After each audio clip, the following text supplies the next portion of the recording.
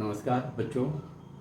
आज मैं आपके सामने 100 शब्द प्रति मिनट गति का डिक्टेशन दे रहा हूँ। डिक्टेशन के अंदर जो कठिन वाक्यांश आ रहे हैं, पहले आप उसको देखें किस तरीके से मैं बना रहा हूँ, उसके बाद आप प्रैक्टिस करें। निश्चित रूप से आप बड़े से बड़े वाक्यांश को आराम से बना जाएंगे। ये मेरी परिष्कृत हिंदी आशुलिपि की शानदार, जानदार एवं जोरदार वाक्यांश वाली आउटलाइन है। आज मैं भाग 7 पढ़ा रहा हूँ आपको, ठीक है। अब इसमें देखें जो एडवांस फ्रेजेस आ रहे हैं, जैसे आया जनता दल। जनता में आपको कुछ नहीं करना है, ज निकालने के बाद ये था ज निकाले और इसमें दल लगा दें, जनता दल। ये ल का आंकड़ा लगा के जनता दल। वरिष्ठ नेता, ये वरिष्ठ नेता। अब आप देखिए यहाँ ये जो वरिष्ठ बनाया मैंने, ये एसटी लूप लगता है यहाँ पर, ये इस तरीके से। तो सर्कल स लगा के हमको वरिष्ठ दल पढ़ना है, वरिष्ठ नेता, इस तरीके से। आगे देखिए, मुख्यमंत्री ने, ये नीचे से उठाएं, मुख्यमंत्री और ने लगा दें। इसी तरीके से कई आउटलाइन बनेगी। मुख्यमंत्री ने कहा कि, इस तरीके से आप कई आउटलाइन बना सकते हैं। आगे देखिए, मंडल आयोग की रिपोर्ट। मंडल का म बनाएं,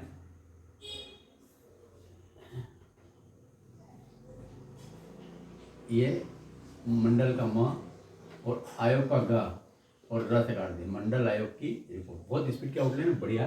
किसी जमाने में मंडल आयोग खूब चल रहा था। म से मंडल, आयोग काटे और रिपोर्ट के लिए र काटे। राष्ट्रीय मोर्चा सरकार, ये राष्ट्रीय मोर्चा, राष्ट्रीय और मोर्चे के लिए च से काटे और सरकार निकाल दे ऊपर, राष्ट्रीय मोर्चा सरकार।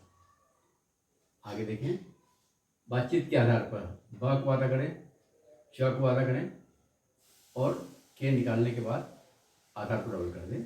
बातचीत के आधार पर यह स्पष्ट कर दिया है, यह स्पष्ट कर दिया है। स्पष्ट सट से स्पष्ट बनाएं, यह स्पष्ट कर दिया। के संबंध में, के संबंध में, के संबंध में आपको माहू को आधा करना है। के संबंध में। सरकारी फैसले पर, सरकारी को डबल कर दें, फैसले को डबल कर दें, सरकारी फैसले पर।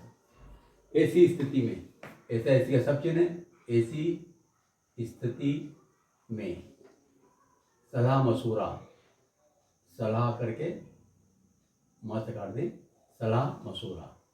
आरक्षण नीति, डाउनलोड आर करके स्वरूप निकाल दे, आरक्षण, और न से काट दे, आरक्षण नीति।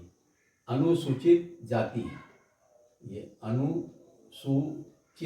अनुसूचित और जाति के लिए ज आधा कर दें, अनुसूचित जाति। शिक्षण संस्थान, ये शिक्षण को निकाल के संस्थान कर दें। व्यवहारिक दृष्टिकोण, व्य से व्यवहारिक और दृष्टिकोण के लिए टर्न लगा दें, व्यवहारिक दृष्टिकोण। अनिश्चित काल के लिए, लाइन से ऊपर, अनिश्चित, ये काल के लिए, अनिश्चित काल के लिए। इस प्रश्न पर, इस प्रश्न को डबल कर दें, इस प्रश्न पर, डबल करने पर पर निकल जाएगा। व्यवहारिक सुझाव, व्या से व्यवहारिक और सुझाव के लिए स जा लगा के वह लगा दें, व्यवहारिक सुझाव। ये सर्कल सा लगाए, ध्यान रखना है। जातिगत आधार पर, ज को आधा करें, ग को आधा करें और आधार को डबल कर दें, जातिगत आधार पर। समुच्चय प्रश्न पर, समुच्चय प्रश्न को डबल कर दें, समुच्चय प्रश्न पर, समुच्चय प्रश्न पर विचार किया जाना चाहिए। ये विचार का सब चिन्ह हमारे पास, किया जाना और चाहिए। बातचीत के लिए ब को आधा करें, बा, च को आधा करें, बातचीत, और के लिए के ल लगा दें। सामाजिक संगठन, सज सामाजिक और सगन संगठन। राष्ट्रीय दृष्टिकोण, ये राष्ट्रीय और दृष्टिकोण के लिए टर्न को आगे बढ़ा कर दें, राष्ट्रीय दृष्टिकोण। प्रावधान किया गया है, प्रावधान किया गया है और धर से काट दें। तो बच्चों, ये बहुत ही स्पीड की आउटलाइन है जो अभी आपको डिक्टेशन दे रहा हूँ। उस डिक्टेशन में ये वाक्यांश आ रहे हैं, इन्हें आप स्पीड से लिखें। फिर से लिख लें। जनता दल, वरिष्ठ नेता, मुख्यमंत्री ने, मंडल आयोग की रिपोर्ट, राष्ट्रीय मोर्चा सरकार, बातचीत के आधार पर यह स्पष्ट कर दिया है। इस संबंध में सरकारी फैसले पर ऐसी स्थिति में सलाह मशवरा, आरक्षण नीति, अनुसूचित जाति, शिक्षण संस्थान, व्यवहारिक दृष्टिकोण, अनिश्चित काल के लिए और इस प्रश्न पर व्यवहारिक सुझाव, जातिगत आधार पर समूचे प्रश्न पर विचार किया जाना चाहिए। बातचीत के लिए सामाजिक संगठन, राष्ट्रीय दृष्टिकोण प्रावधान किया गया। अब बच्चों इसी को मैं 100 शब्द प्रति मिनट गति की स्पीड से डिक्टेशन दे रहा हूँ, लिखें। Yes start. जनता दल के वरिष्ठ नेता एवं उड़ीसा के मुख्यमंत्री ने मंडल आयोग की सिफारिशों को लागू करने के राष्ट्रीय मोर्चा सरकार के फैसले की आलोचना तो अवश्य की है, लेकिन सरकार के फैसले से उत्पन्न समस्याओं के समाधान के लिए बातचीत के आधार का भी सुझाव दिया है। पटनायक ने प्रधानमंत्री को लिखे पत्र में तथा संवाददाताओं से बातचीत के दौरान यह स्पष्ट कर दिया है कि मंडल आयोग के मामले में राज्य सरकारें केंद्र का फैसला माने ही यह जरूरी नहीं है और वे खुद तो उड़ीसा में इसे लागू नहीं करेंगे। उन्होंने मंडल आयोग की रिपोर्ट में गिनाई गई जातियों के संबंध में भी अपने संदेह प्रकट किए हैं। पटनायक जनता दल के वरिष्ठ नेता हैं और वे कभी नहीं चाहेंगे कि केंद्र सरकार और दुविधा में फंसे, लेकिन उनका यह फर्ज है कि वे अपनी ही पार्टी की सरकार को गलत फैसला करने से रोके और यदि फैसला कर लिया गया है तो उसमें व्यवहारिक संशोधन के लिए सुझाव भी दे। पटनायक ने प्रधानमंत्री को पत्र लिखकर यह कर्तव्य निभाया है। प्रधानमंत्री ने संसद में सरकारी फैसले पर बयान देकर बातचीत का रास्ता ही बंद कर दिया, क्योंकि वे 27.5% आरक्षण पर कोई समझौता करने को ही तैयार नहीं हैं। आरक्षण विरोधी आंदोलनकारी छात्रों के पास अभी न कोई संगठन है और न कोई नेतृत्व ही है। ऐसी स्थिति में बातचीत के सभी द्वार बंद से लगने लगे हैं। राष्ट्रीय मोर्चा सरकार के समर्थक दलों को विश्वनाथ प्रताप सिंह ने बड़ी असमंजस की स्थिति में डाल दिया है, क्योंकि इतने महत्वपूर्ण निर्णय से पहले उनसे सलाह मशविरा करना तक उन्होंने ठीक नहीं समझा। बीजू पटनायक ने प्रधानमंत्री को पत्र लिखकर सरकार को अनावश्यक असमंजस की स्थिति से बाहर निकालने की चेष्टा की है।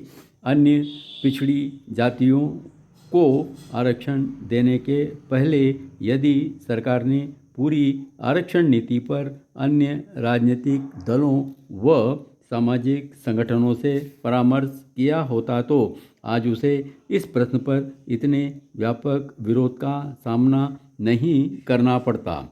पटनायक ने अपने पत्र में सुझाव दिया है कि अनुसूचित जातियों व जनजातियों को जो आरक्षण दिया हुआ है उस पर भी पुनर्विचार की आवश्यकता है। सरकारी सेवाओं व शिक्षण संस्थाओं में प्रवेश के लिए आरक्षण की सुविधाएं समझ में आ सकती हैं, लेकिन पदोन्नति में भी आरक्षण का प्रावधान रखने से अन्य जातियों में रोष फैलना स्वाभाविक है। एक और सुझाव पटनायक का यह है कि अनुसूचित जातियों व जनजातियों के जिन जिन परिवारों ने आरक्षण का एक बार लाभ उठा लिया है उन्हें भविष्य में उस लाभ से वंचित कर दिया जाए। पटनायक के ये सुझाव व्यवहारिक हैं और यदि इन पर अमल किया जाता है तो उन लोगों में कोई आक्रोश पैदा नहीं होता जो अब तक किन्हीं कारणों से इस लाभ से वंचित रहे हैं। जहाँ तक अन्य पिछड़ी जातियों के लिए सरकारी सेवाओं में आरक्षण का प्रश्न है, उसे भी व्यवहारिक दृष्टिकोण में सोचा जा सकता है। अलग अलग राज्यों में अलग अलग जातियां सामाजिक व शैक्षणिक दृष्टि से पिछड़ी हुई हैं। ऐसी स्थिति में एक सा प्रावधान आरक्षण का कैसे किया जा सकता है। एक और महत्वपूर्ण मुद्दा पटनायक ने जातिवाद का उठाया है।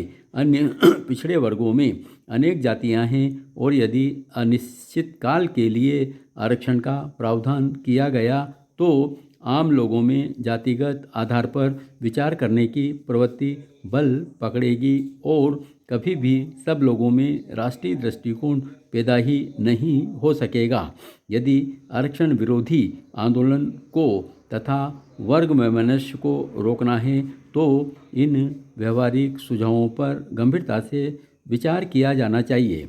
आरक्षण के समूचे प्रश्न पर विचार विमर्श के लिए राजनीतिक दलों, सामाजिक संगठनों व छात्रों के प्रतिनिधियों को आमंत्रित किया जा सकता है और यदि सरकार चाहे तो यह काम पटनायक के जिम्मे किया जा सकता है। सरकार ने अब यह स्पष्टीकरण दिया है कि अन्य पिछड़ी जातियों के लिए आरक्षण शिक्षण संस्थाओं में प्रवेश के लिए नहीं है।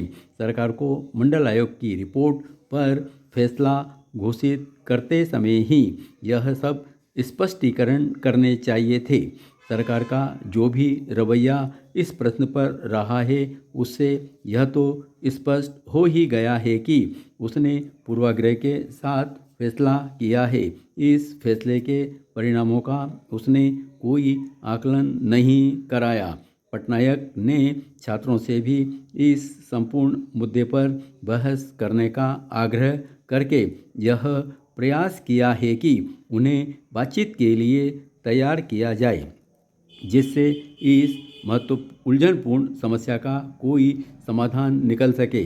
सरकार ने आंदोलन शुरू होने के बाद भी कभी छात्रों को विश्वास में लेने की चेष्टा नहीं की। कई ऐसे मसले हैं जिनके संबंध में आम छात्रों में भ्रांतियां हैं। यदि उन्हें मिटाने की चेष्टा सरकार ने की होती तो आंदोलन इतना उग्र रूप लेता ही नहीं। धन्यवाद।